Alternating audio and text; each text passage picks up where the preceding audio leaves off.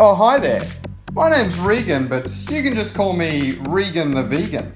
By now you've probably already heard of veganism and all of the ethical, environmental and health benefits in going vegan. But one question I continue to get asked is, Regan the Vegan, how do I actually go vegan? Well, listen up, because today I'm going to share with you some tips and meals that helped me when I first went vegan. Some of which you may have already heard of, but others you may just not have herbivore.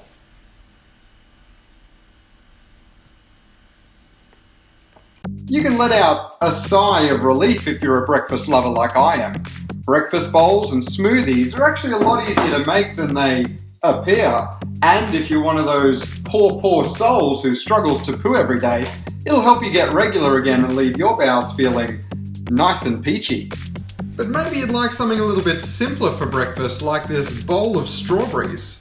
They're nice and light and very delicious.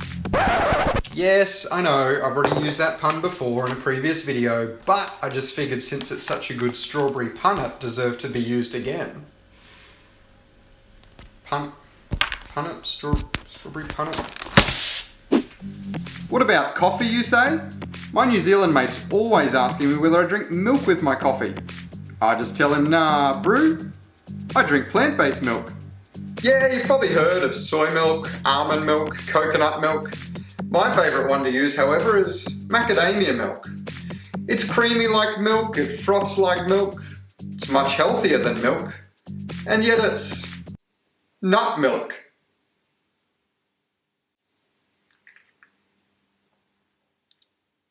Let's talk lunch.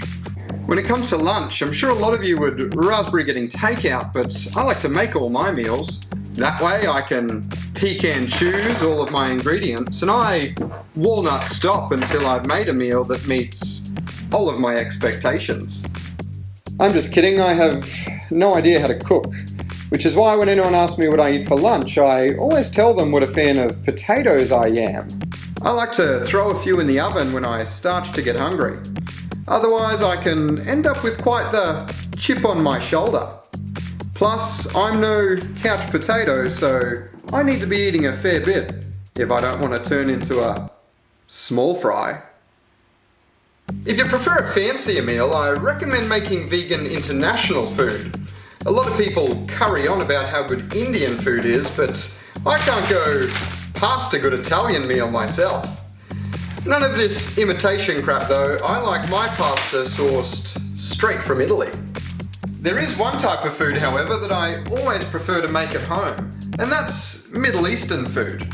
I just find that when I make it at home, I'm able to put a lot more love into the recipe. I guess it's because hummus where the heart is. I'm going to wrap this up because we don't really have much more time. Now more than ever, eating a more cruelty-free and sustainable diet is something we need to talk about.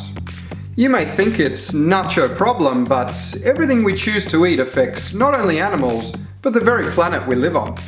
So if you're keen, why don't you try veganism for 30 days? You've got nothing to lose, so it's at least worth a shot. As for those of you resistant to veganism going mainstream, when it comes to the food of the future, anything you can do, vegan do better.